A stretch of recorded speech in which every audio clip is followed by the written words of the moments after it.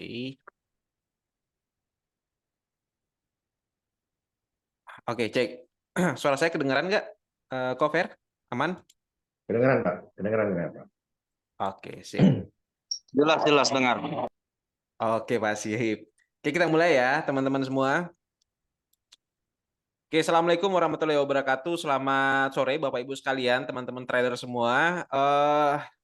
Tidak henti-hentinya saya mau mengucapkan terima kasih ya untuk teman-teman yang ikut berpartisipasi dalam kegiatan webinar dari Central Capital Features. Dan topik kali hari ini itu sangat menarik ya. Mungkin dari beberapa webinar kita sebelumnya, topik kali ini itu lebih sensitif ya, terlebih mungkin bagi teman-teman yang udah trading, eh, pasti akan banyak sekali menemui yang dengan namanya stop loss. Nah, di topik kita kali ini saya mengangkat topik mengenai terjebak stop loss hunter ya, dan cara menghadapinya itu seperti apa ya dalam dunia trading gitu.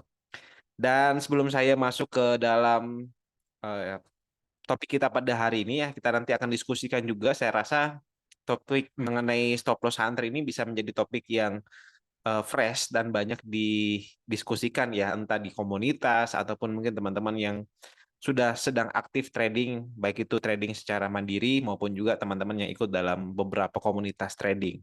Nah, kegiatan kita pada hari ini itu disponsori oleh Central Capital Features, ya salah satu perusahaan pialang yang mengedepankan edukasi, dan kita selalu komitmen ya. Kali ini saya juga bersama teman-teman juga dari Central Capital itu berkomitmen untuk mengadakan webinar setiap minggunya. Dan kebetulan di hari ini, hari Rabu, bertepatan dengan kita mengadakan webinar dengan pemateri, ada saya lagi ya, kembali lagi saya, ada Doni Wijaya, founder dari Trading Like a Pro, teman-teman komunitas sudah tahu, dan juga dari Central Capital Features ya, ada trading analis dari Central Capital Features, ada Pak Ferry Rusdianto. Gimana kabarnya Pak Ferry?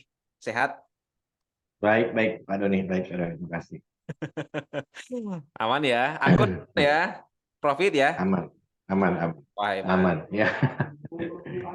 Oke, teman-teman semua trader yang lain, jadi nggak sendiri ya, saya nggak sendiri, ditemani sama Pak Ferry. Jadi kalau background dari Pak Ferry yang kemarin kita udah sempat bahas ya, background dari Pak Ferry mungkin senior saya, kurang lebih berkecimpung di dunia trading futures ini hampir 20 tahun kalau nggak salah ya Pak Ferry ya. Iya, iya, hampir 20, Ya, 20 19 tahun tahun. lah, lebih. Ya, udah dari Ya. pialang ke sana sini ya, akhirnya hinggap juga di Central Capital Features. Dan nanti mungkin teman-teman yang tertarik ingin mengetahui apa namanya pengalaman dari Pak Ferry, nanti bisa ditanyakan di kolom chat ya, atau di akhir sesi nanti kita bisa saling ngobrol. Terlebih lagi mungkin materinya ini sangat menarik ya, stop loss hunter. Nah ini paling banyak nih, entah di Facebook, entah di apa namanya di media-media trading itu pasti banyak sekali yang membahas tentang stop loss hunter ya. Tapi sejauh ini sampai semana sih kita memahami tentang stop loss hunter? Ya, apakah kita hanya melihat dari isu ataukah mungkin kita pernah mengalaminya sendiri? Nanti kita bisa sama-sama sharingkan di kolom chat dan kita bisa diskusikan. Nah, tanpa berlama-lama lagi ya, mungkin saya persilakan pemateri pertama Pak Ferry untuk menjelaskan mengenai materi mengenai stop loss hunter ini seperti apa dan gambarnya seperti apa. Nanti setelah itu akan dilanjutkan dengan saya akan menjelaskan mengenai tampilan-tampilan atau gambaran-gambaran seperti apa sih itu stop loss hunter ya. Oke, mungkin Pak Ferry udah siap dengan materinya ya? Ya, boleh dimulai, Pak Doni. Oke, kita mulai. Saya buka untuk di materi Pak Ferry. Pak Ferry, saya persilahkan Pak Ferry. Oke, terima kasih Pak Doni. Saya mulai ya. Eh, Dimulai dengan pengenalan stop loss hunting, ya, atau stop loss hunter, ya. Jadi definisi dari stop loss hunting itu adalah satu praktek atau kegiatan di mana pemain-pemain besar di pasar mencoba untuk memicu level stop loss trader kecil untuk memanfaatkan volatilitas dari pasar, ya. Itu yang pertama. Yang kedua adalah dilakukan untuk tujuan dari memicu volatilitas tadi adalah tujuannya adalah untuk mengambil keuntungan dari pergerakan harga yang tiba-tiba dan signifikan, gitu. Lalu mengapa stop loss hunting itu terjadi? Ya, pemain besar seperti institusi keuangan memiliki daya beli yang besar dan bisa memindahkan pasar untuk keuntungannya mereka. Dengan memicu stop loss, mereka dapat membeli atau menjual dengan harga yang lebih baik setelah pergerakan harga tersebut terjadi. Dampak terhadap trader retail adalah kerugian karena posisi mereka di stop pada harga yang tidak menguntungkan, gitu loh. Jadi kadang-kadang ya banyak kejadian orang bilang, wah kena stop loss terus, gitu kan? Ya mungkin itu salah satu dari itu memang mungkin kena stop loss hunter. Walaupun stop loss hunter itu tidak selalu ya, itu nggak setiap hari terjadi ya, yang namanya SL hunter itu. Gitu. SL hunter itu tidak setiap hari ada, enggak. Gitu. Cuman biasanya SL hunter itu eh, kita katakan itu SL hunter karena biasanya dia kena SL terus dia harga naik. Misalkan kita ambil stop loss, kita ambil posisi buy lalu kita pakai SL-nya di harga yang lebih rendah. Gitu. Biasa kan seringkali terjadi begitu udah kena di stop loss terus harga naik kembali gitu. Nah, itu biasanya ada momentum tertentu di jam-jam tertentu juga gitu loh. Ya, biasanya itu di jam-jam di mana akan terjadi perpindahan market atau zona market ya. Di futures trading ini kan kita mengenal ada 4 zona market ya. Dimulai dengan zona Oceania pagi itu Australia, Sydney ya, Australia. Lalu di zona Asia itu di Tokyo dan Hong Kong. Lalu zona Eropa di London, Inggris dan Frankfurt, Jerman. Lalu yang malam di zona Amerika. Nah, biasanya terjadi SL Hunter itu di saat-saat seperti itu, gitu. Di saat-saat perpindahan market dari market. Kalau Oceania itu kan karena subuh ya, pagi ya, jadi transaksi kurang aktif. Biasanya terjadi perubahan dari antara Asia ke Eropa dan Eropa ke Amerika. Nah, biasanya itu banyak tuh di situ. Harga bergerak lebih cepat, gitu ya. Ya, harga bergeraknya lebih cepat ya itu bisa mengakibatkan SL-nya kena gitu ya gitu. Ya itu salah satu dari pedagang-pedagang besar ya tujuannya ya pemain-pemain besar ya tujuannya mereka untuk mendapatkan harga yang lebih baik gitu loh. Misalkan kalau stop loss-nya di bawah ya mereka eh, masuk dalam kapasitas jumlah volume transaksi yang besar ya mengakibatkan harga itu tiba-tiba drop, habis itu dia cuma tarik ekornya doang, dia naik kan itu artinya dia pelaku pasar besar itu atau institusi yang besar itu mereka dapat harga yang lebih baik, lebih murah gitu. Nah, sedangkan trader-trader yang kecil itu udah keburu kena SL gitu. Ya, salah satunya seperti itu ya, Pak Doni. Mungkin bisa dilanjut Pak Dan. Lalu mekanisme stop loss hunting atau cara stop loss hunting ada cara kerja stop loss hunting adalah pemain besar mengidentifikasi area di mana banyak trader retail menempatkan stop loss-nya mereka. Mereka kemudian mendorong harga ke level tersebut untuk memicu stop loss yang menciptakan pergerakan harga yang lebih besar. Lalu gunakan grafik untuk menunjukkan bagaimana ini terjadi, misalnya dengan lonjakan harga yang tiba-tiba. Lalu tanda-tanda stop loss hunting, lonjakan harga yang tiba-tiba dan tidak wajar, pola pergerakan harga yang sering kembali ke level tertentu setelah menembusnya, lalu volume trading yang meningkat tajam pada titik-titik tertentu. Ya. Jadi ya seperti tadi saya sempat jelaskan ya sebelum ini ya bahwa biasanya di jam-jam tertentu itu terjadi lonjakan-lonjakan harga. Itu biasa sebetulnya itu normal ya. Pada saat mau pergantian market itu terjadi market yang pergerakan harga yang lebih aktif, lebih aktif, lebih cepat. Ya itu satu kondisi yang wajar gitu. Ya tujuannya itu untuk mendorong harga ke level yang memang diharapkan oleh institusi besar atau misalkan ya. Nah, untuk membuktikan itu kita bisa lihat dari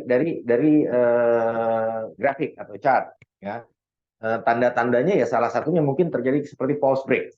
Ya, salah satunya seperti false break gitu. False break itu seperti apa? Misal mungkin teman-teman trader pernah lihat, mungkin sering kali lihat ya, ada satu candle yang dia ekornya panjang, ya dia ekornya panjang, lower tailnya panjang ya. Ya itu yang dimaksudnya false break. Salah satu tanda false break itu. Nah, pada saat itu kebanyakan kan orang lihat, wah, ini bagus nih, kelihatannya harga mau drop, akhirnya orang ambil posisi sell ya dengan pasang stop loss sekian poin lah mendekati mendekati resisten. Ternyata ternyata itu false break gitu. Cuma dia tarik ekornya doang, lalu harga kembali lagi ke atas. Akhirnya kena apa? Yang kena kan stop loss-nya yang kena gitu. Padahal harga ini sebetulnya masih mau naik nih, ya. Padahal harga ini sebetulnya mau naik gitu. Ya, itu bisa dilihat di grafik. Ada beberapa titik yang kejadian seperti itu, ya. Dan itu umumnya biasanya sih kalau saya perhatikan kebanyakan terjadi pada peralihan market, ya. Candle seperti itu, candlestick seperti itu, ya, yang bentuknya seperti itu. Ada candlenya ada, biasa bodinya kecil, ekornya lebih panjang daripada bodinya, ya. Ekornya lebih panjang daripada bodinya itu candle. Nah, itu tanda-tanda false ya, gitu. Jadi itu masih belum fix bahwa harga itu akan turun atau harga itu akan naik, belum. Yang lebih aman itu sebelum pada saat terjadi hal seperti itu, ya, misalnya ada candle besar, orang bilang, oh ada power candle nih, oh ada power candle nih, ayo kita masuk. Kalau menurut saya, tunggu dulu. Tunggu follow through-nya apa. Gitu. Follow through-nya apa. Kalau follow through-nya memang dia ikut naik juga, ya oke boleh lah. Dan itu bodinya lebih besar daripada ekornya. Ya, itu kan dari satu candlestick itu ada body, ada tail. Itu kan menandakan sesuatu. Kalau ekornya lebih panjang, lower tail atau upper tail-nya lebih panjang, ya itu kemungkinan false break. Gitu. Ya, Pak Doni. Bisa dilanjutkan, Pak Doni. Dampak stop loss hunting terhadap trader, ya. Ya, psikologi trader. Yang pertama psikologi trader. Trader sering merasa frustrasi dan kehilangan kepercayaan diri setelah stop loss mereka dipicu. Yang kedua bisa menyebabkan overtrading atau perubahan strategi yang tidak terencana. Lalu dampak pada portofolio yang merupakan kerugian finansial akibat posisi yang ditutup pada harga yang tidak menguntungkan, dan contoh nyata bisa diambil dari riwayat trading yang menunjukkan pola stop loss hunting. Eh, Dampak psikologis ya jelas ya, dampak psikologis ya. Kalau kita kena kena SL terus, ya pasti berdampak lah. Saya pasang stop loss kok kena melulu stop lossnya gitu kan. Tuh, jadi ya mungkin stop lossnya sampai head ya. Gitu. Tapi apapun apapun lebih baik pasang stop lossnya. Cara cara mengantisipasinya mungkin kalau menurut saya cara antisipasi untuk mengantisipasi stop loss hunter itu atau stop loss hunting itu adalah eh, kasih spare, kasih jeda sedikit ya. Kalau mau pasang stop loss itu kasih jeda sedikit lebih jauh gitu loh dari batas resisten atau batas resisten atau dari batas supportnya. Salah satunya seperti itu. Karena kan biasanya juga nggak terlalu jauh sih ya, nggak terlalu jauh. Kalau memang stop loss hunter itu biasa nggak terlalu jauh. Beberapa poin dari stop loss dia akan kembali harganya. Gitu. Jadi mungkin untuk mengantisipasi itu, kalau kita punya stop loss, ya dimundurin sedikit deh stop lossnya gitu. Dimundurin sedikit. Yang penting perbandingan antara stop loss dan TP-nya sebanding ya RR-nya gitu. Lalu bisa menyebabkan overtrading atau perubahan strategi yang tidak terencana. Ya ini biasanya sih kalau udah kena SL dulu biasanya panic button ya yang ditekan ya gitu loh. Ya, panic button, panik toh, panik akhirnya pencet ini itu akhirnya malah jadi makin jauh, makin dalam. Kadang-kadang stop loss-nya malah jadi nggak dipasang gitu ya. Stop loss-nya jadi nggak dipasang. Nah, kalau stop loss-nya nggak dipasang, ya itu malah jadi lebih parah sih. Malah jadi lebih parah. Kalau pada saat stop loss hunting, kena di stop loss hunting, ya itu paling ya batas stop loss lah berapa, pasang stop loss yang dipasang kan biasa beda-beda ya, ada yang 5 poin, mungkin 6 poin, ya beda-beda. Ya paling sebatas itu aja. Tapi kalau pada saat tidak dipasang stop loss dan ternyata itu bukan stop loss hunter, ternyata itu memang tren, ya kerugiannya lebih gede pastinya. Ya, jadi lebih baik tetap stop loss hunter. Walaupun ada stop loss hunter, ya kita coba berusaha untuk menghindari atau meminimalisir itu stop loss hunter itu supaya nggak bisa masuk gitu loh. Kalaupun dia masuk dia nggak kena di kita, dia paketnya gitu, ya gitu. Ya. Kalau dampak pada portofolio jelas lah ya, mungkin itu memberi dampak psikologis juga sebetulnya, dampak psikologis juga sebetulnya ya, karena mungkin portofolionya jadi nggak terlalu flying color ya, gitu. Ya.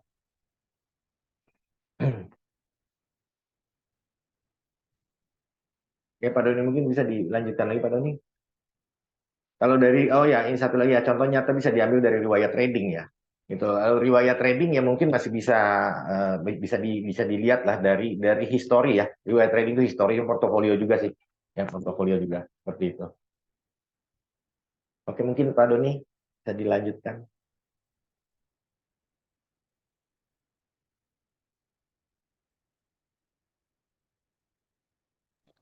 Oke, oke, oke, Iya, sip. ya. Thank you ya, Cover ya. Ya, silakan Pak Doni. Ini saya lanjutkan ya untuk Bapak Ibu sekalian, teman-teman sekalian ya, karena mungkin sejauh ini pemahaman mengenai stop loss hunter ini banyak menjadi perdebatan ya. Mungkin saya tambahkan sedikit dari materi Pak Ferry terkait tentang stop loss hunter. Mungkin sejauh ini kita melihat bahwa stop loss hunter ini memang ya kenyataannya ada dua sisi. Yang pertama, stop loss hunter itu dari murni dari market ya. Yang dimana kita melihat ketika kita pasang SL, biasanya SL-nya kejemput dulu, baru harganya bergerak sesuai dengan arah transaksinya kita. Itu yang pertama.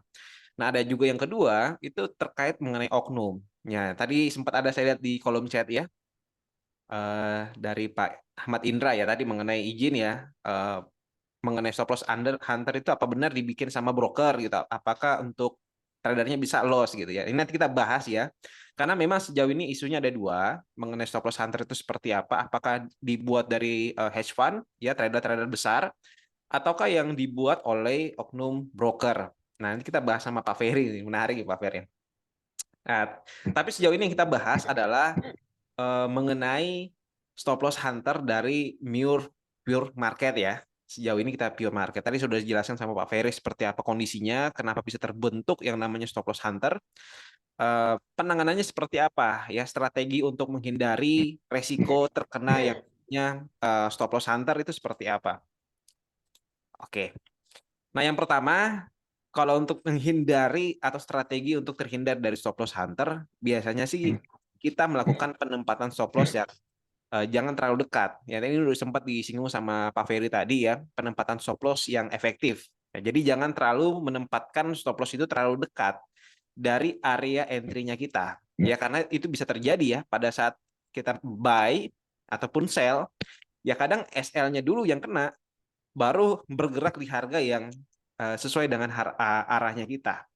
Nah, lalu yang kedua, itu juga biasa didapatkan oleh strateginya menggunakan order tipe lain. Ya, jadi kalau Bapak Ibu sekalian yang takut ya, misalkan kita udah buy, kena SL dulu baru kena bergerak di harga arah yang udah kita tentukan, ya solusinya juga adalah ya kita pakai yang namanya trailing stop.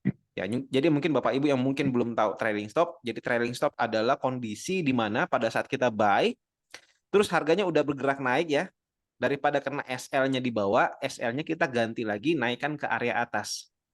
Oke, jadi mungkin coba saya kasih gambaran sedikit ya. Jadi kalau misalkan stop loss hunter, pakai penggunaan stop loss trailing stop, jadi misalkan kita buy-nya di sini,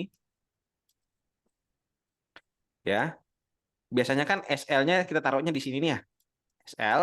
Tapi ketika harganya udah bergerak naik di atas, SL yang ini kita pindahkan ke atas di sini. Jadi pada saat harganya pun turun ke bawah, harganya nggak menyentuh area kerugian, tapi kita mendapatkan keuntungan meskipun keuntungannya tidak maksimal. Ya, itu dinamakan dengan yang namanya trailing stop. Oke. Dan yang kedua, biasakan untuk Bapak Ibu sekalian ketika masuk dalam dunia trading ataupun trading futures itu menggunakan atau perencanaan yang matang. Jadi di sini ada yang namanya stop atau limit order yang kita tempatkan di angka-angka likuiditas yang cukup ya. Jadi biasanya kenapa sih kita biasa terjebak dalam stop loss hunter? Karena pertama area entry-nya ini tidak jelas ya. Entry-nya mungkin berdasarkan feeling ataupun mungkin dari berita ya. Kadang-kadang seperti itu ya, dari news ataupun geopolitik atau dari data ekonomi ya yang dirilis sama Amerika Serikat. Tadi biasanya memicu yang namanya transaksi secara spontan. Nah, ini untuk area exit-nya akan bermasalah lagi, seperti itu. Oke, saya coba untuk kasih gambarannya Bapak Ibu sekalian, seperti apa sih sebenarnya untuk stop loss hunter. Nah, ini mungkin untuk memperjelas ya, mungkin dari beberapa di sini masih ada yang bingung ya, ini stop loss hunter tuh kayak gimana ya? Apakah kita mencari stop loss atau kita mencari taking profit ya? Oke, secara umum ya Bapak Ibu sekalian, gambaran umumnya kalau kita melihat stop loss hunter, ini kita bisa lihat ya, market kan bergerak dari sini ya, dari bawah sini naik ke atas, terus turun, naik lagi, naik turun lagi ya, seperti ini. Nah, dari sini kita melihat, kita menggambar ya, biasanya seperti ini kita menggambar area resisten. Oke, wait, coba tarik dulu. Oke. Nah, biasanya kita menarik garis resisten ya di area atas ini. Dengan gambaran di sini tuh adalah area yang kuat, area harga yang kuat ya. Yang dimana ketika harga sampai di sini, harganya akan tertolak untuk turun kembali. Namun pada kenyataannya, harga tuh malah bergerak naik.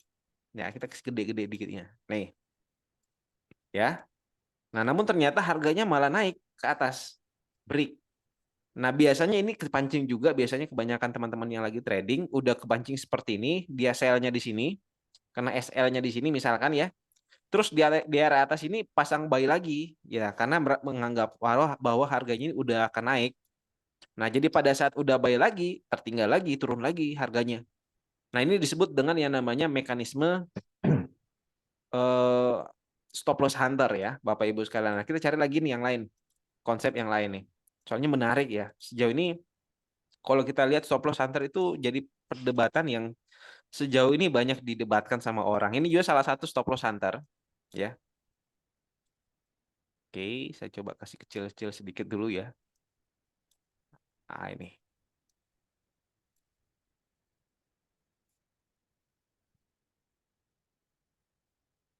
ya. Nah, ini juga salah satu stop loss hunter.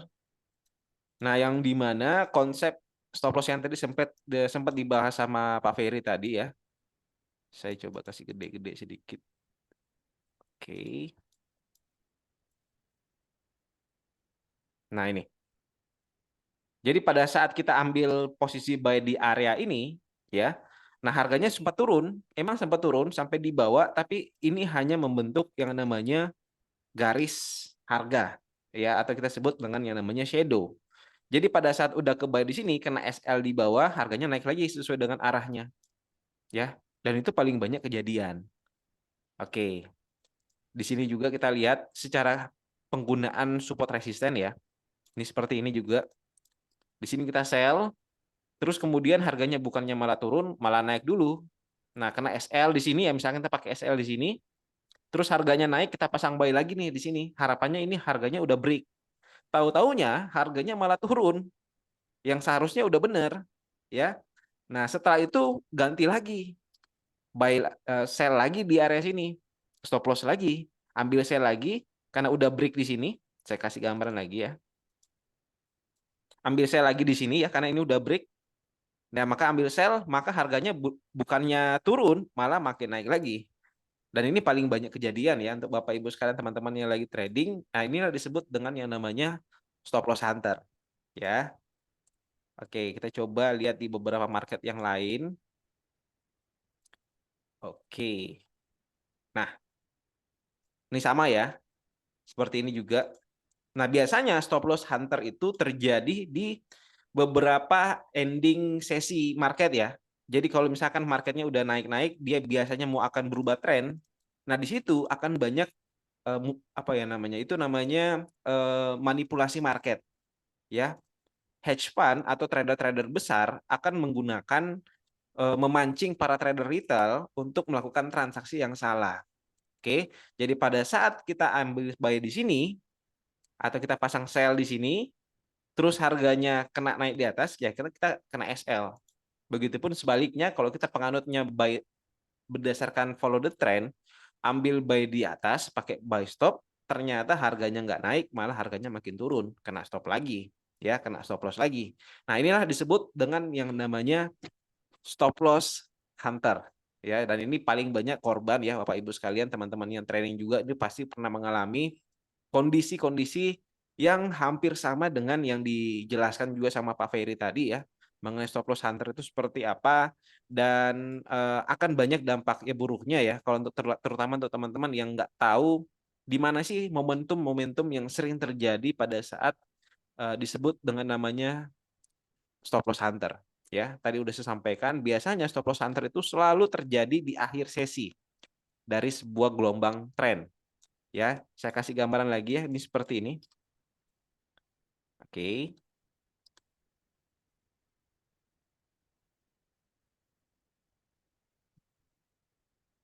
Nah, ini juga sama ya. Saya kasih gambar garisnya ke bawah. Oke. Ini kita lihat ya, saya kasih gede coba. Nih. Ini kalau kita lihat, ini marketnya turun. Ya, kemudian dia naik lagi, reject lagi, turun lagi, tertolak lagi, dia naik lagi, dia turun lagi. Ya, secara analogi, ya kalau kita lihat secara trader yang pada umumnya, nah ini akan naik lagi nih harusnya ya. Setelah dia turun ke sini, dia naik lagi. Harusnya seperti itu.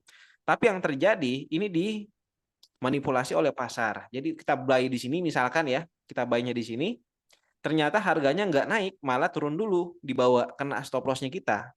Baru kemudian naik lagi searah dengan transaksi yang kita ambil pertama. Nah, ini disebut dengan yang namanya stop loss hunter, Bapak Ibu sekalian. Oke. Oke. Oke. Mungkin cukup jelas ya Bapak Ibu sekalian mengenai stop loss hunter itu seperti apa. Tadi mekanismenya udah dijelaskan tadi sama Pak Ferry. Dan saya tadi menarik ya, tertarik sama yang disampaikan sama Pak Ferry. Kenapa sih tujuan dari stop loss hunter itu untuk apa? Jadi Bapak Ibu sekalian harus mengerti juga bahwa stop loss hunter ini membuat para trader untuk memaksa mereka tidak menggunakan stop loss. Ya kita harus tahu ya bahwa stop loss penting ya dalam menggunakan atau dalam menjalankan trading kita. Karena kenapa? Karena stop loss itu membatasi resikonya kita. Dan trading forex itu atau trading futures ini menarik Bapak Ibu sekalian. Kenapa? Karena trading futures ini itu memiliki resiko yang terbatas, tetapi memiliki keuntungan atau peluang yang tidak terbatas. Ya, saya ulang lagi ya Bapak Ibu ya. Dalam trading futures, resikonya ini terbatas, tetapi keuntungannya dalam trading futures itu tidak terbatas. Kenapa bisa demikian? Karena kita lihat ya, kalau kita bisa membatasi resikonya kita, misalkan saya batasi sampai turun 5 poin atau rugi 500.000 atau rugi 5 juta rupiah, saya close. Oke. Tetapi kita bisa memiliki momentum tidak membatasi profit. Ya, bisa 100% kita dapat profit, bisa 200%, 300%, 400%, bahkan tidak terhingga ya dalam dunia futures. Nah, oleh karena itu, kenapa sih kita dipaksa untuk tidak menggunakan stop loss? Supaya kita terbiasa untuk jangan sampai membatasi kerugian. Akhirnya tidak dibatasi kerugiannya, akhirnya semua uangnya kita ludes. Nah, itu adalah ending dari yang terjadi ketika kita tidak menggunakan stop loss. Dan memang berat rasanya ketika kita mengalami yang namanya stop loss. Nggak ada sih dari teman-teman semua ya, dari teman-teman trader yang suka mengalami kerugian atau stop loss. Tapi akan lebih fatal lagi kalau misalkan kita trading tidak membatasi kerugian, malah duit kita yang habis semua. Ya, oleh karena itu menjadi banyak jadi candaan dari beberapa teman-teman komunitas untuk teman-teman yang tidak menggunakan stop loss sama teman-teman yang menggunakan stop loss. Oke. Jadi intinya adalah apakah stop loss itu penting? Ya tentu penting sekali untuk dana kita yang terbatas. Oke, makanya kenapa disebut dengan yang namanya trader retail. Trader kecil ya, sebutnya trader kecil. Karena dananya kita terbatas, kita butuh yang namanya leverage. Rata-rata trader retail itu tradingnya menggunakan jasa broker. Oke, karena kita butuh yang namanya leverage daya ungkit. Nah, sedangkan untuk trader-trader besar atau disebut dengan namanya hedge fund, itu mereka nggak butuh broker, mereka langsung trading aja, lempar transaksi di market, makanya kenapa mereka kejarnya yang gede. Dan disitulah manipulasi yang banyak terjadian. Ya. Info lebih lengkapnya itu paling banyak kejadian, kalau teman-teman mau tertarik tentang stop loss hunter ini seperti apa, gambarannya, Bapak Ibu bisa nontonlah di beberapa film-film yang menggambarkan tentang dunia futures ya atau dunia pasar modal ya. Seperti itu di luar negeri ada banyak banget ya. Di situ ada perang harga pasti untuk memanipulasi satu dengan yang lain. Karena sejatinya untuk trading di dunia futures itu membutuhkan banyak strategi ya untuk pemain-pemain besar ini. Berbeda dengan teman-teman yang trader retail seperti saya, seperti Bapak Ibu sekalian, yang dimana kita hanya cukup untuk follow the market. Ya, kalau marketnya maunya naik, ya kita ikut buy. Jangan dilawan arahnya. Karena itu ketika dilawan arahnya, ya biasanya duitnya nggak cukup. Ya, seperti itu Bapak Ibu sekalian. Dan kita coba untuk buka sesi tanya jawab ya Bapak Ibu sekalian. Dari materi kali ini cukup menarik. Tadi sempat juga disampaikan sama ada satu penanya. Jadi Bapak Ibu sekalian yang ingin bertanya silakan chat di kolom komentar. Mungkin saya akan coba bantu jawab ya dari saya dengan Pak Ferry juga akan bantu jawab dari pengalaman kita masing-masing pribadi terkait mengenai stop loss hunter ini seperti apa karena kasusnya ini memang adalah akar dari kenapa sih sejauh ini orang tuh banyak margin call di dalam trading futures ya, karena salah satunya nggak pakai stop loss. Ya kenapa nggak pakai stop loss ya? Karena 1-2 kali, 1-3 kali pakai stop loss kena kena terus ya, kena stop loss hunter terus nih. Jadi akhirnya nggak usah pakai stop loss. Nah setelah nggak pakai stop loss, kena MC lah marketnya karena kena pengaruh di pasar. Oke. Tadi kita sempat coba bahas ya Pak Ferry ya. Mungkin saya izinkan Pak Fer untuk Ya. jelaskan ini gimana nih Pak Fer, ini tadi sempat ada nanya nih. Apakah benar stop loss hunter itu dibuat oleh broker agar tradernya loss terus, Pak? Itu gimana itu, Kok Fer? Silakan ya, Pak Fer. Gimana ya? Itu kan makanya pentingnya kita memilih broker ya. Pentingnya kita memilih broker ya. Artinya ya broker yang memang legal ya. Karena kalau yang legal itu memang ada aturan-aturan yang memang tidak bisa dilanggar. Ya. Ini aturan-aturan yang memang tidak bisa dilanggar. Itu apa ya? Mungkin saja itu bisa terjadi, tapi itu di broker-broker yang aspek legalnya itu nggak jelas. Ya, dia mencurangi harga itu nggak mungkin. Ya, nggak mungkin dia mencurangi harga kalau menurut saya ya. Di sekarang yang udah zamannya udah serba online, ya semua kita bisa cek, kita bisa samain harganya, cocok nggak nih harganya nih, gitu kan? Misalkan kita cocokin harganya dengan harga di Bloomberg atau di CNBC, gitu. Kita bisa cocokin harganya. Jadi untuk mencurangi di situ nggak bisa. Ya, cuma beberapa kasus yang saya pernah lihat itu biasa spread. Ya, biasa mereka main dalam spread yang tiba-tiba melebar. Ya, spread yang tiba-tiba melebar. Dulu pernah terjadi memang di semua yang legal pun seperti itu pernah terjadi ya tahun waktu COVID ya Pak Doni ya. Waktu COVID ya. Nah, waktu COVID, tapi itu sudah ada pemberitahuan sebelumnya bahwa spread ini akan berubah nanti semasa COVID sampai pemberitahuan selanjutnya. Itu kalau yang legal. Kalau yang ilegal itu tidak. Ya, kalau yang ilegal itu nggak ada pemberitahuan. Ya, biasanya tidak ada pemberitahuan, tiba-tiba spread melebar. Jadi kadang-kadang, loh, kok kita kena ya, gitu loh. Ya karena spreadnya melebar.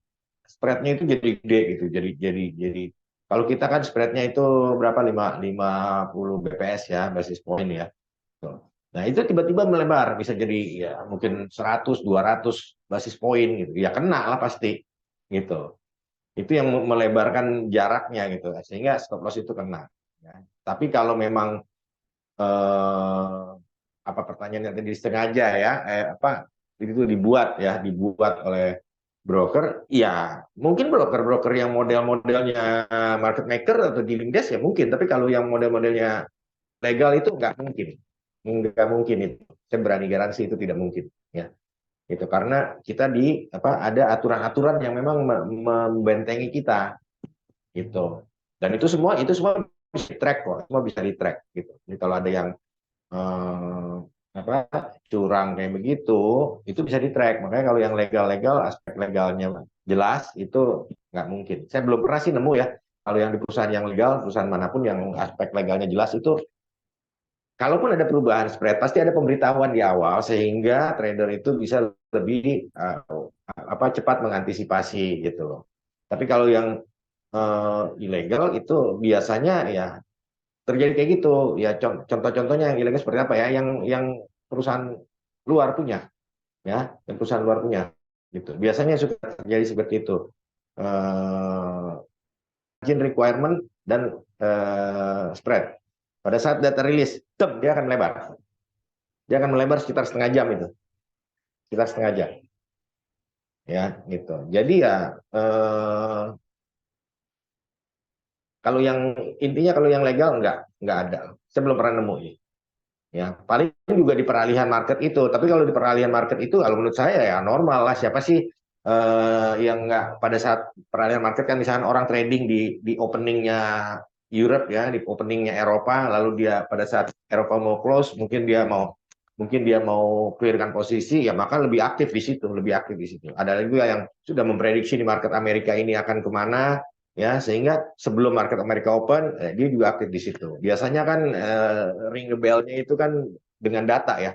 Biasanya market Amerika itu diawali dengan data biasanya. Data rilis, mereka opening gitu. Jadi biasa sudah memprediksi begitu, baru mereka masuk. Jadi ya nggak terlalu mengherankan juga kalau memang di jam-jam itu aktivitas transaksi lebih tinggi, gitu ya. Aktivitas transaksi lebih tinggi itu bisa dilihat di grafik, itu bisa dilihat di chart, gitu. Ya mungkin mungkin kalau dari saya itu ya Pak Doni ya. Oke, Kak Ferry. Menarik ya. Dari Pak Ferry tadi sempat bilang bahwa Pak Doni. cek cek kedengaran nggak suaranya? Aman ya? Cek satu. Aman ya suara? Aman-aman. Oke, soalnya jaringannya agak kurang bagus di sini ya. Menarik ya tadi dari disampaikan sama Pak Ferry tadi. Kalau di Pak Ferry tadi mungkin menyampaikan mengenai pengalamannya beliau ya sejauh ini mungkin merasa belum ada kendala ya yang pernah mengalami mengenai stop loss hunter seperti itu ya. Karena dari pengalaman Pak Ferry tadi sempat dia bilang mungkin dia garansi ya nggak ada manipulasi yang seperti itu. Tapi mungkin bagi saya, menurut saya pribadi, melihat dari kacamata kita sebagai seorang trader ataupun teman-teman dari komunitas yang tidak hanya dari broker lokal, tapi juga dari broker luar, ya, bahwa kemungkinan bisa nggak terjadi yang namanya stop loss hunter itu yang diciptakan bukan dari hedge fund, tapi yang diciptakan oleh broker itu bisa terjadi nggak? Dan sejauh ini yang saya lihat ya itu bisa aja terjadi ya, entah itu mungkin di broker lokal ataupun broker luar, itu semua bisa terjadi. Tapi sejauh ini yang mungkin saya sampaikan sama teman-teman melihat hal tersebut karena sejauh ini kita nggak bisa eh, memberikan 100% jaminan ya kalau saya pribadi bahwa ada atau tidaknya praktik oknum dari stop loss hunter ini ya. Yang semana saya tahu ya kalau untuk dari stop loss hunter dari pihak oknum broker biasanya itu permainannya adalah yang pertama mereka nggak pakai yang namanya floating spread. Jadi mereka pakainya fix fix spread ya. Dan itu bisa menyebabkan kondisi harga itu kadang nggak sesuai dengan pergerakan harga. Nah, jadi kita bisa lihat aja nih. Contoh misalkan terjadi oknum ya, manipulasi atau stop loss hunter dalam pihak broker. Jadi kalau pihak broker menjalankan namanya praktik stop loss hunter, nah ini harus kita gali dulu nih, ya, karena ini menarik. Ya kita harus ambil garis besarnya dulu. Nggak bisa kita langsung tembak. Apakah broker akan menggunakan stop loss hunter ini sesukanya mereka? Ya jawabannya nggak bisa seperti itu ya. Karena secara praktik kita melihat, contoh ya, anggaplah kita lihat orang transaksi buy ataupun sell, terus mereka ambil posisi buy. Justru yang lebih banyak ambil posisi buy ini, terus mereka sengaja melakukan harganya naik. Ya otomatis akan ada dua pihak ya. Pihak yang diuntungkan sama pihak yang dirugikan. Untuk teman-teman yang ambil buy, ketika harganya diturunkan oleh oknum broker, nah ini bisa jadi kena loss. Oke, berbeda halnya dengan jika orang melakukan transaksi buy. Anggap kita sebut di broker itu memiliki 8.000 ya atau 9.000 trader yang aktif. Nah, ini bisa menyebabkan bahwa ada pihak-pihak yang diuntungkan sama pihak-pihak yang dirugikan. Nah, ini jadi konsepnya nggak bisa sembarangan pihak broker juga dengan semena-mena itu melakukan praktik dalam stop loss hunter. Ya, itu dari pendapat saya ya. Jadi praktik stop loss hunter ini harus diminimalisir ya, harus teman-teman tahu juga bahwa apakah pernah terjadi stop loss hunter ya di beberapa kasus di teman-teman komunitas saya pernah lihat ya, dan memang ternyata yang pertama yang harus teman-teman perhatikan jika teman-teman mencurigai atau merasa kayaknya nih saya kena dikerjain nih sama broker ya, entah itu broker luar ataupun broker lokal, teman-teman caranya adalah cek pertama jurnal dari transaksi Bapak Ibu sekalian. Ya, jurnalnya itu seperti apa? Coba saya kasih lihat ya, ini beberapa contoh ya. Oke, saya coba kasih lihat contohnya.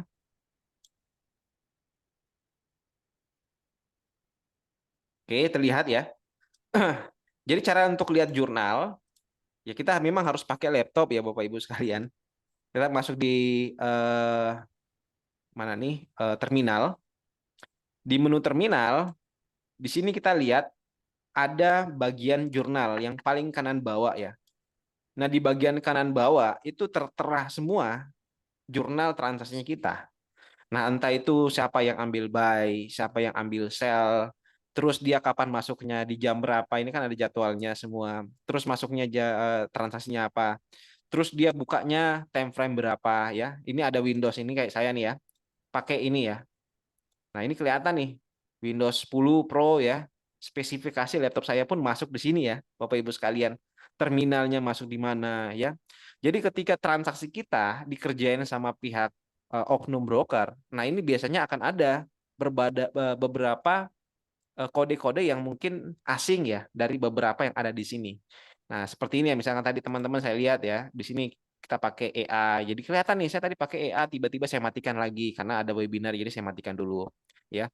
Dan seterusnya, dan ini bisa dilihat Bapak Ibu sekalian jika misalkan kita ada kecurigaan terhadap kayaknya akun saya dikerjain sama oknum broker. Nah, jadi Bapak Ibu bisa cek di situ. Jadi nggak perlu terlalu khawatir ya terkait dengan akun tradingnya Bapak Ibu sekalian, karena memang seperti yang disampaikan sama Pak Ferry, memang tidak selamanya oknum ataupun hedge fund itu melakukan stop loss hunter, karena resikonya akan sangat besar, terutama untuk teman-teman yang melakukan transaksi yang searah dengan stop loss hunternya itu tadi, gitu ya. Nah itu, oke, oke, ada pertanyaan lagi nih Pak Ferry ya. Ini Ya, tapi ada beberapa broker ambil posisi banyak sehingga terjadi margin call. Menggunakan stop loss hunter ini minimal dana deposit berapa dolar. Oke, ini menarik nih Pak Ferry. Nah, ini kembali ke situ lagi ya. Oke, sebelum saya pembahasan kita ini menyebar ke segala arah ya. Jadi kalau ditanya trading features itu ya memang ya stop loss hunter ini bisa terjadi oleh dua pihak ya, antara pertama pihak dari liquidity providernya atau LP-nya ya, atau hedge fund yang melakukan transaksi gede menggerakkan harga ya, atau yang kedua dilakukan oleh oknum broker. Jadi dua pihak ini itu bisa sama-sama terjadi. Tetapi kalau misalkan kita lihat dari kondisi yang legal dan ilegal, ya tentu hal yang ilegal adalah transaksi yang dilakukan oleh oknum broker. Nah, itu yang ilegal dan itu bisa dipermasalahkan. Nah, Bapak Ibu sekalian bisa ajukan ke Bapepti dan kita bisa apa namanya? Pengajuan ya. Dan itu kalau untuk di broker lokal ya. Tapi kalau untuk broker luar mekanismenya saya kurang mengerti, dan sejauh ini kalau untuk di broker luar itu kejadiannya kalau untuk kasus-kasus stop loss hunter itu kadang direlakan ya. Rata-rata seperti itu ya. Tapi kalau broker lokal yang ini memang harus ditanganin, dan kalau sejauh ini memang harus ditanganin di bursa ya, atau di Bapepti atau di kantor brokernya sendiri. Yang penting Bapak Ibu memiliki bukti-bukti yang kuat bahwa saya dicurangin nih sama broker ini gitu ya. Nah, itu dulu nih yang kita harus bahas ya. Kita harus ambil garis besarnya ya, bahwa hal ini yang paling sering terjadi itu justru stop loss hunter yang dilakukan oleh memang hedge fund. Karena hedge fund ini memang mengambil keuntungan. Ya kalau kita lihat ya di pasar keuangan itu kalau jadi pertanyaan ya, dari mana sih orang dapat profit dari dunia futures ya? Memang secara ideologinya adalah profit didapatkan dari yang tidak searah transaksinya. Misalkan ada buy dan ada yang sell. Ketika harga naik, yang profit adalah yang buy. Yang sell ini ya ibaratnya menyumbang dengan yang si buy. Ya gambarannya seperti itu ya. Makanya kenapa di pasar futures atau di hedge fund perangnya seperti itu. Strateginya seperti itu. Makanya mereka banyak sebarkan isu dan lain-lain segala macam. Dan itu adalah salah satu teknik dan strategi yang mereka lakukan. Nah, berbeda halnya dengan para follower atau trader readers seperti kita. Nah, tadi sempat juga disampaikan ya, berapa sih jumlah deposit yang harus dikeluarkan. Nah, kita harus tahu bahwa trader retails ini menggunakan jasa broker. Jasa broker ya, kalau kita sebut lihat ya, ada namanya trading bilateral, transaksi di luar dari bursa.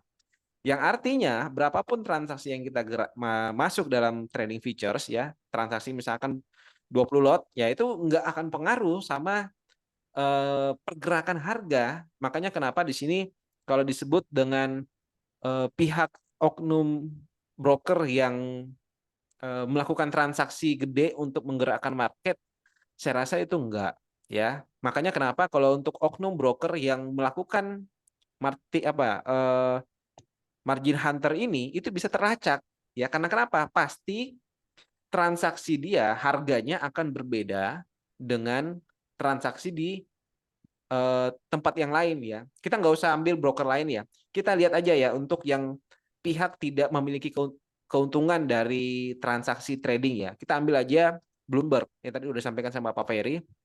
Jadi Bloomberg itu menyediakan media untuk melihat data secara transparan. Jadi di situ Bapak Ibu bisa lihat pergerakannya. Jika ada transaksi yang berbeda dari pergerakan transaksi di akun yang kita punya, maka ya besar kemungkinan besar yaitu terjadi yang namanya oknum dari brokernya. Oke. Tapi kalau misalkan harganya memang sama, ya berarti nggak ada oknum yang bekerja di situ. Oke, itu memang murni dari hedge fund yang memang transaksi buy besar ya di harga itu menyebabkan harganya naik kencang gitu. Kemudian pada saat udah naik kencang mereka liquid, mereka jual transaksi mereka atau kena sell stopnya, sell limitnya mereka, akhirnya harganya turun kembali. Nah, itu seperti itu gambarannya. Jadi kalau dari saya pribadi seperti itu ya Pak Ferry ya. Mungkin dari Pak Ferry gimana nih Ya. tanggapannya dari itu? Ya, tadi pertanyaannya kan apa ya? Beberapa broker mungkin trader ya yang dimaksud ya. Trader ambil posisi ya banyak. Karena kan yang ambil posisi kan biasanya trader tuh. Itu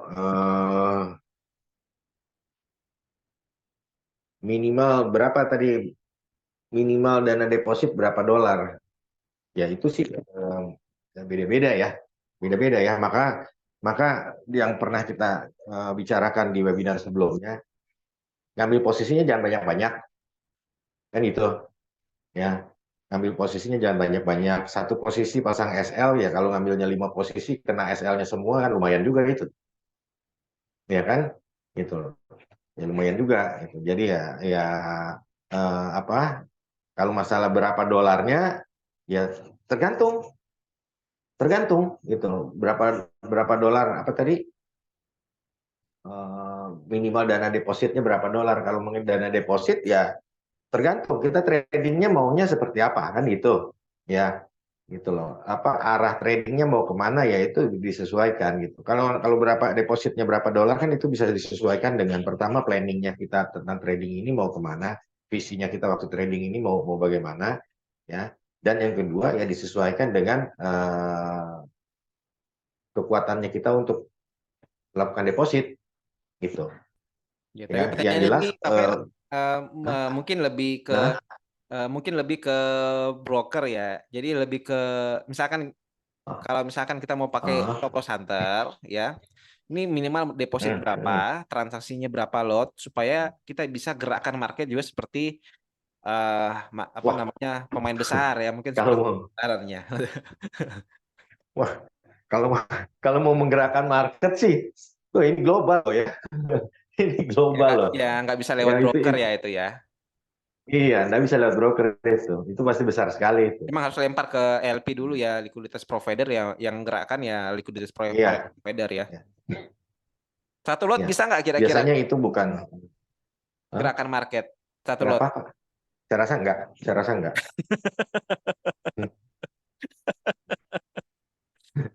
Atau Saya mungkin rasa enggak. Itu teman-teman biasanya perusahaan rekomendasi ya. Buy semua. Kalau misalkan kita sepakat buy semua ini kira-kira emasnya bisa naik nggak ya, Cover? enggak. Nggak Teman-teman ya. kita aja toh? Enggak. Nih, saya ambil satu lot, Pak Ferry ambil satu lot ya. Enggak. Nggak ngaruh ya. 10 lot deh. Goyang aja enggak itu. 10 Taruhlah enggak. misalkan taruhlah katakanlah beginilah harga lagi terjun nih lagi waterfall nih Ya, harga betul. toh lagi terjun nih waterfall ayolah kita sama-sama buy lah di saat yang sama enggak bakal nahan dia akan terjun terus Oh gitu ya. dia nggak bakalan nahan kok goyang aja enggak goyang aja enggak Enggak ya. Jadi ini nggak kita punya ngaruh ya. market kan global ya Ya kita karena punya ya marketnya global toh betul. Karena sejauh ini yang kita lihat ya bahwa rata-rata pemain apa ya trader gede itu tradingnya bukan satu dua lot, 10 lot, 20 lot ya. Kadang mereka tradingnya 5.000 lot, 20.000 lot ya. Dan itu mainnya gede-gede. Nah, dan ini beda ya. Dan itu mungkin disampaikan, mungkin beberapa orang masih banyak menganggap bahwa trading futures ini bisa digoreng seperti kayak saham. Dinaikkan terus setelah itu kita turunkan, kalau udah dapat profit kita turunkan ya, seperti itu beda ya. Jadi memang Beda, dunia beda. futures ini menarik ya, karena kenapa? Saya pribadi juga lebih banyak menyelami di dunia futures karena pertama di dunia futures itu untuk menggoreng market itu susah sekali. Karena kenapa? Ada banyak sekali kepentingan, ada banyak sekali apa ya, pelaku usaha di dalam yang di mana jumlahnya ini gede. Nah, beda kalau misalkan kita di saham itu dananya terbatas. Palingan orang Indo aja yang transaksi ya, ataupun ada investor gede dari luar itu pun kita bisa lihat nilainya ya. Bisa misalkan ya, let's say sebut 2M, 3M, ya itu kita bisa gerakan market. Tapi kalau misalkan di dunia futures ya yang menyangkut dengan emas, ya siapa sih yang nggak tahu di negara ini emas, gold. Ya, pemerintah aja beli gold ya untuk investasi ataupun dari beberapa perusahaan-perusahaan besar ya seperti kita sebut aja Elon Musk. Elon Musk kira-kira beli berapa ya kira-kira itu ya, atau Warren Buffett. Mereka kira-kira beli berapa ya? Dan kalau kita sebut dengan nominal ya mungkin mereka nominalnya bukan hitungan rupiah lagi ya. Mungkin Contoh mereka sederhananya begini ya, Pak Doni. betul. Gimana gimana Kak Fer? Ya, contoh sederhananya kan kayak gini. Contoh sederhananya kan kayak gini, toh. Tahun 2013 ya, itu harga emas itu pernah jatuh dalam satu malam itu 130 poin ya.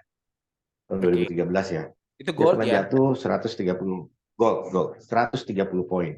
Yang Oke. disebabkan oleh Cyprus, dia gagal bayar pada Bank Dunia. Dan dia mengatakan ke Bank Dunia, saya tidak bisa bayar, saya akan bayar dengan emas. Nah, Bank Dunia rugi dong kalau emasnya tinggi, Oke. ya kan? Kalau harga emasnya tinggi, Bank Dunia rugi dong, dia bayarnya istilahnya sedikit lah. Akhirnya goyang lah itu harga emas. Tapi ini efeknya jadi efek domino kemana-mana gitu. Karena harga emas kelihatan terjun, ya. Ada salah satu pangeran di Arab Saudi atau di Dubai itu, dia jual loh, ya. Dia jual ribuan ton kontrak emas, ribuan ton, bayangkan saja. Loh, itu yang menyebabkan harga emas jatuh sampai 130 poin dalam satu malam. Oke, Itu. betul betul. Ya, itu yang namanya orang kena MC itu udah ngantri itu. Ya, kayak Pada buy. broker-broker begadang itu. Nah, broker-broker begadang itu. Karena apa? Orang kan melakukan manajemen resiko. Dia turun sekian poin, dia buy lagi. Dia turun sekian poin, dia buy lagi. Turun sekian poin, dia buy lagi. Nah, harga turunnya 130 poin. Mau berapa kali buy? Ya kan? Itu loh. Yang Oke, terjadi ya bye-bye. betul betul. Gitu. Ya itu salah satu contoh. Ribuan ton kontrak emas dijual. Itu. Ya kalau makanya kalau kayak kita mau buy sama-sama, nggak ngaruh Pak nih. Iya. Betul dan ya betul ya sampaikan sama Pak Ferry ya dan kita harus Ya tahu gitu. juga peranan dari broker ini ya peranan broker ini hanya sebagai fasilitas aja. Media untuk kita sebagai retail itu masuk ke pasar. Yang dimana tentunya ketika kita meskipun transaksinya gede-gede ya itu nggak akan bisa mengalahkan ya hedge fund trader-trader yang gede di luar ya karena ya bayangkan aja kita mau melawan pemerintah, kita mau melawan suatu negara ya yang di mana kita tahu ya, kita hitung aja nih. Hutang Indonesia aja ini udah ratusan triliun Bapak Ibu sekalian, ya. Ratusan triliun ya. Nah, Ribuan gimana triliun bayangkan malah. ya, itu baru utang tuh ya. Nah, kita belum hitung dengan pendapatan di negara atau total investasi di suatu negara. Ya kita nggak bisa tahu. Nah, tapi ya dari sini kita bisa melihat ada gambaran bahwa hitungannya udah ratusan triliun. Nah, dibandingkan dengan akun kita yang sejauh ini mungkin coba kita cek lah, mungkin akun kita ini 100 juta, 200 juta, yang dimana transaksinya ini tentu tidak akan berpengaruh dan tidak akan menang melawan hedge fund. Oleh karena itu, tadi saya senang sekali ya sempat dibahas tadi beberapa sama Pak Ferry bahwa ya kita sebagai retail, kita sebagai trader-trader yang kecil, ya tugasnya kita adalah hanya follow the trend. Ikuti trader yang gede. Caranya gimana ya? Caranya kita lihat di market. Ya, caranya kita lihat di chart. Di chart ini menggambarkan kondisi di harga sekarang ini pergerakannya seperti apa. Apakah dia lebih cenderung naik ataukah dia lebih cenderung turun? Dan saran dari kita sih dari beberapa teman-teman yang udah trading bahwa jangan dilawan. Ketika trennya udah naik, ya kita fokus untuk buy. Oke. Dan ketika kita melihat ya dari mana dilihat dari perubahan tren itu biasanya ada yang namanya candle-candle yang gede. Ya candle-candle yang besar ya dalam suatu kondisi di mana harga itu tentu akan berpengaruh dalam pergerakan harga itu. Nah, itu seperti itu sih kalau di saya Pak Fer ya. Jadi sarannya pun kalau di teman-teman yang trading, yang paling utama adalah ikuti atau lihat tren utama, apakah trennya naik atau turun, jadi jangan dilawan. Meskipun kalau kita mau scalping, Jangan copi-copi dilawan. bahasa ya bolehlah kecil-kecil, tapi pakai stop loss. Di mana kita nggak pakai stop loss, ya itu yang paling diinginkan sama para trader-trader besar. Untuk apa? Kita jadi sumbangan ke dia gitu.